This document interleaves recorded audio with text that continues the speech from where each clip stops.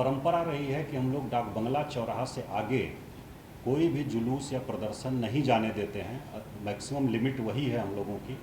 पूर्व में आप लोग देखे होंगे कि राष्ट्रीय जनता दल का भी एक बहुत बड़ा कार्यक्रम हुआ था एक विधानसभा सत्र के दौरान ही। उसको भी डाक बंगला पर ही रोका गया था और बलपूर्वक रोका गया था। और उसके बाद हम लोग देखे थे कि लोजपा का भी एक कार्यक्रम हुआ था, उसको भी यहीं रोका गया था। बल्कि कुछ लोग वो लोग गुरिल्ला टाइप का दूसरे रूट से हड़ताली मोड़ पर भी पहुंच गए थे, तो फिर वहां जाकर के फाइनली रोका गया था। नमस्कार, न्यूज़ फॉर नेशन देख रहे हैं आप। मैं हूं अनिल। बिहार में बीजेपी के द्वारा आह्वान प्रदर्शन के बाद कहीं न कहीं मामला तूल पकड़ता नजर आ रहा है और इसी मामले को लेकर आज पटना जिलाधिकारी चंद्रशेखर सिंह ने क्या कुछ कहा है, आइए सीधे सुनवाते हैं आपको। हम लोगों ने जो घटना हुई थी 13 तारीख को भारतीय जनता पार्टी के प्रोसेशन के दौरान, उस संबंध में हमने एक जांच रिपोर्ट मांगा था अपर जिला दंडाधिकारी विधि व्यवस्था और एसपी सेंट्रल जो है उनसे। तो वो एक तो जांच रिपोर्ट हम लोगों को प्रारंभिक आ गई है और पूरा जो घटनाक्रम है उसके बारे में संक्षेप में हम लोग चर्चा करना चाह रहे हैं। और बहुत लोग आप लोगों में से इंडिविजुअल फ़ोन कर करके कुछ कुछ प्रश्न पूछ रहे थे, इसलिए हम लोगों ने सोचा कि इसको आपके साथ बैठक करके हम लोग बैठ करके डिस्कस कर लें। तो मन में प्रश्न है तो उसको भी हम लोग स्पष्ट कर दें। तो जो घटनाक्रम है उसमें यह है कि 13 तारीख को गांधी मैदान में सभा करने के लिए अनुमति ली गई थी भारतीय जनता पार्टी के द्वारा। और उसके बाद पोस्टर बैनर इत्यादि के माध्यम से हम लोगों ने देखा था कि विधानसभा मार्च की भी तैयारी की गई है। और एक आवेदन भी उन लोगों ने दिया था अनुमंडल पदाधिकारी के यहाँ विधानसभा मार्च किया जाएगा, तो उसकी अनुमति उस पर कोई लिखित रूप में नहीं दी गई थी। और गांधी मैदान में जो सभा हुई उसकी अनुमति प्रॉपर थी, उसकी बुकिंग थी गांधी मैदान की। और उसके बाद वहाँ से जब मार्च निकला है, लोग निकले हैं साथ में, तो हम लोग कोशिश किए हैं कि एक बार उनको समझा बुझा करके जो जेपी गोलंबर है वहाँ पर रोका जाए। फिर वहाँ पर नहीं रुके हैं तो फिर डाक बंगला चौराहे पर पूरा नाकेबंदी प्रशासन के द्वारा की गई, जो दंडाधिकारी और पुलिस पदाधिकारी वहाँ पर थे। तो ये एक परंपरा रही है कि हम लोग डाक बंगला चौराहा से आगे कोई भी जुलूस या प्रदर्शन नहीं जाने देते हैं। मैक्सिमम लिमिट वही है हम लोगों की। और धरना प्रदर्शन के लिए गर्दनीबाग में स्थल निर्धारित है और अगर अनुमति ली गई है तो गांधी मैदान में भी किया जा सकता है। लेकिन जुलूस जो रहा है उसको हम लोग डाक बंगला से आगे क्रॉस नहीं करने देते हैं। उसके कई कारण हैं, जिसमें कि हम लोग देखते हैं कि बहुत ही सुरक्षित क्षेत्र एक तरह से है, वो संवेदनशील क्षेत्र भी है। उसमें माननीय उच्च न्यायालय का परिसर है, विभिन्न राजनीतिक दलों के कार्यालय हैं, महामहिम राज्यपाल का भवन है और माननीय मुख्यमंत्री जी का है, विधानसभा है, सचिवालय है। एक तरह से वो अति सुरक्षित क्षेत्र है, इसलिए हम लोग डाक बंगला चौराहा से आगे किसी भी प्रोसेशन को नहीं बढ़ने देते हैं। इसमें किसी प्रकार का किसी से कोई पूर्वाग्रह या किसी से कोई फेवर करने की बात नहीं है। पूर्व में आप लोग देखे होंगे कि राष्ट्रीय जनता दल का भी एक बहुत बड़ा कार्यक्रम हुआ था एक विधानसभा सत्र के दौरान ही। उसको भी डाक बंगला पर ही रोका गया था और बलपूर्वक रोका गया था। और उसके बाद हम लोग देखे थे कि लोजपा का भी एक कार्यक्रम हुआ था, उसको भी यहीं रोका गया था। बल्कि कुछ लोग वो लोग गुरिल्ला टाइप का दूसरे रूट से हड़ताली मोड़ पर भी पहुंच गए थे, तो फिर वहां जाकर के फाइनली रोका गया था। तो ये एक स्टैंडर्ड प्रैक्टिस है। और इसका एक कारण और है कि डाक बंगला चौराहा शहर का हम लोग देखते हैं हर्ट है, और एक बार अगर वो चौक होता है तो पूरा शहर चौक हो जाता है, अस्त व्यस्त हो जाता है, पब्लिक आर्डर पूरा वो एक तरह से कोलैप्स कर जाता है। तो इसलिए हम लोगों का प्रयास होता है, आम लोगों को भी भारी असुविधा होती है, इसलिए हम लोगों का प्रयास होता है कि डाक बंगला चौराहा पर नहीं पहुँचे लोग, या कोई पहुँचता भी है तो जितना जल्दी संभव हो वो खाली हो जाए। तो इसी क्रम में वहाँ नाकेबंदी की गई थी और कुछ जो प्रदर्शनकारी लोग थे वहाँ पहुँचे और वीडियो फुटेज भी हम लोगों ने देखा है और रिपोर्ट भी आई है।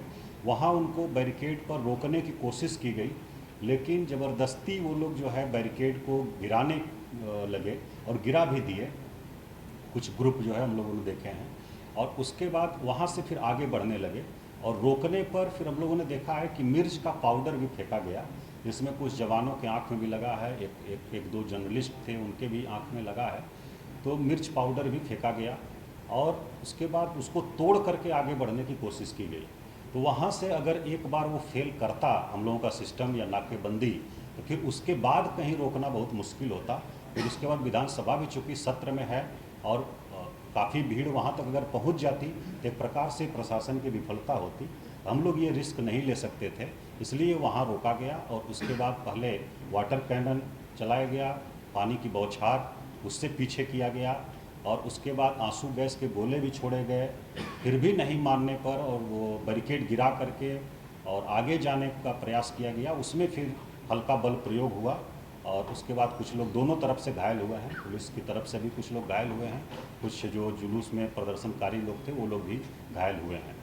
तो ये एक पहलू है और इसमें जो स्थिति थी यही है जिसको हम लोगों ने स्पष्ट किया है और डाक बंगला से आगे हम लोग किसी को नहीं अलाउ करते हैं, कभी नहीं करते हैं और भविष्य में भी नहीं करेंगे, बहुत क्लियर है। अब इसमें कोई किसी भी प्रकार का पूर्वाग्रह नहीं है, बहुत ही स्पष्ट है। पहले से हम लोगों का स्टैंडर्ड प्रोसीजर है ये, उसको हम लोग फॉलो करते हैं। दूसरा एक इसमें मामला आया था एक व्यक्ति की मृत्यु की, उसी बीच में सूचना हम लोगों को मिली थी जब वहाँ सब चल रहा था अफरा तफरी कि एक व्यक्ति की मृत्यु हो गई है PMCH में। तो हम लोगों ने तुरंत सब चीज़ों को लोकेट किया और कोशिश किया प्राप्त करने की कैसे हुआ है। तो उसमें जो हम लोगों को सूचना, पहली सूचना मिली कि कोई चोट उनको नहीं है शरीर पर, खरोंच तक नहीं है, ये सूचना हम लोगों को मिली। तो ये हम लोगों को लगा कि लाठी चार्ज में वो घायल नहीं हुए होंगे, अन्यथा कहीं ना कहीं चोट जरूर रहती। ये एक हम लोगों को सूचना मिली थी। दूसरा फिर इनक्वेस्ट उनका कराया गया, इनक्वेस्ट में भी आया कि कहीं से कोई खरोच नहीं है, कपड़ा भी उनका इंटैक्ट है और बाकी सब चीज़ें ठीक हैं। फिर हम लोगों ने पता किया तो उनके साथ में जो एक थे चंद्रवंशी जी, उन्होंने बताया कि वो लोग अभी वहाँ पहुँच भी नहीं पाए थे, वो गांधी मैदान से जा रहे थे, पहुँच भी नहीं पाए थे।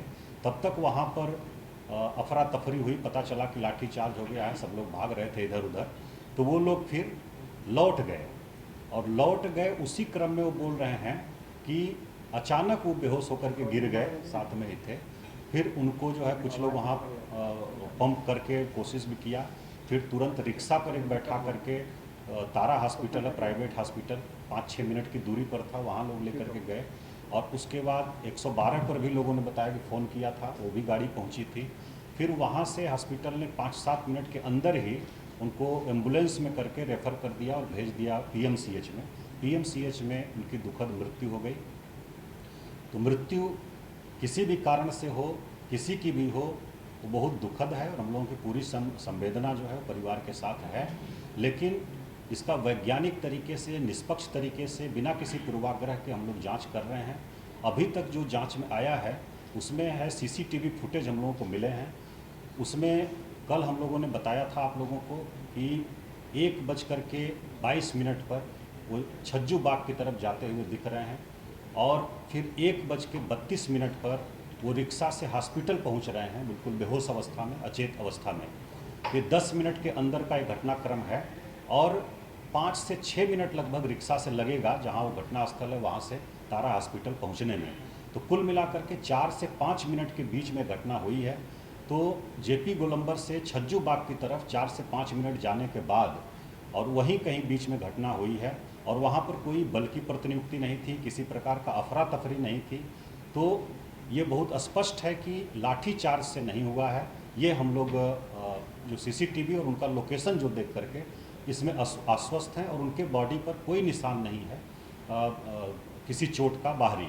तो ये हम लोग आश्वस्त हैं कि लाठी चार्ज से नहीं हुआ है। लाठी चार्ज वाले स्थल पर वो पहुँचे ही नहीं थे अभी तक की जो हम लोगों की जांच है और जो CCTV फुटेज वगैरह हम लोगों को उपलब्ध है।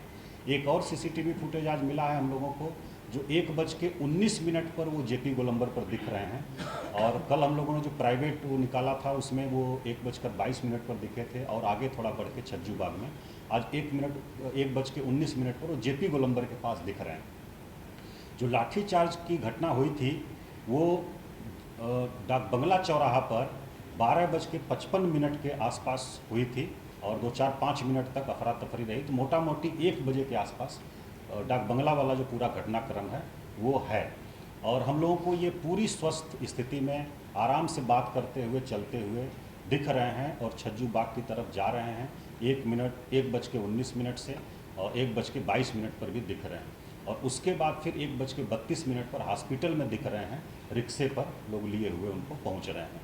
तो ये पूरा घटनाक्रम है, शरीर पर कहीं चोट का निशान नहीं है, इसलिए हम लोग ये आश्वस्त हैं कि लाठीचार्ज से ऐसा नहीं हुआ है। कारण कुछ दूसरा है, जो भी है, चाहे हार्ट अटैक का हो या अन्य कोई कारण हो, कोलैप्स हो गए हैं जैसा बता रहे हैं, किस कारण से हुए हैं ये पोस्टमार्टम रिपोर्ट आने के बाद ही स्पष्ट होगा। पोस्टमार्टम रिपोर्ट के लिए हम लोगों ने संपर्क किया था PMCH में, लेकिन अभी उन लोगों ने ओपिनियन रिजर्व किया है अपना, और उनका ये कहना है कि हम लोग फर्दर उसको इन्वेस्टिगेट कर रहे हैं और जांच के लिए हम लोगों ने दिया है। हार्ट का एक जांच होती है, उसके लिए उन्होंने दिया है पैथोलॉजी में, और 3 से 4 दिन लगता है उसमें रिपोर्ट आने में। तो उनका कहना है, PMCH के जो मेडिकल बोर्ड है उसका कहना है कि वो रिपोर्ट आने के बाद ही हम लोग कोई ओपिनियन इस पर दे सकते हैं। तो अभी तक की यही स्थिति है। पोस्टमार्टम रिपोर्ट में अगर कुछ फाइंडिंग भी है तो उस पर हम लोग कमेंट अभी नहीं कर सकते हैं कुछ, क्योंकि वो एक्सपर्ट का डोमेन है और डॉक्टर एक्सपर्ट जो हैं वही उस पर कमेंट कर सकते हैं। और पूरी तरह से पारदर्शिता इसमें अपनाई गई। सबसे पहले तो हमने ये आदेश दिया कि पोस्टमार्टम जो होगा वो मेडिकल बोर्ड के माध्यम से होगा, मेडिकल बोर्ड करेगा। दूसरा हमने कहा कि उसकी वीडियोग्राफी प्रॉपर कराई जाएगी, और उसकी अन्य प्रकार की कोई फर्दर जांच है तो उसको भी वो लोग कराएं।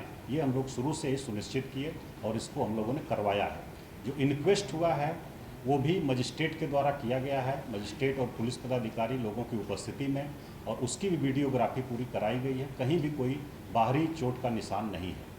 तो हम लोगों के स्तर पर अभी तक ये इतनी जानकारी उपलब्ध है, और इसमें उनकी मृत्यु लाठीचार्ज से नहीं हुई है, ये बहुत ही स्पष्ट है। बाकी कारण पोस्टमार्टम रिपोर्ट का जो ओपिनियन है वो आ जाएगा तो हम लोग आपको बताएंगे, और CCTV के माध्यम से और भी हम लोग जांच कर रहे हैं, और फर्दर जैसे जैसे हम लोगों को जानकारी मिलेगी आप लोगों को बताएंगे। अगर किसी प्रकार का आप लोगों के मन में प्रश्न है तो हम लोग स्वागत है उसका, आप बताइए उसका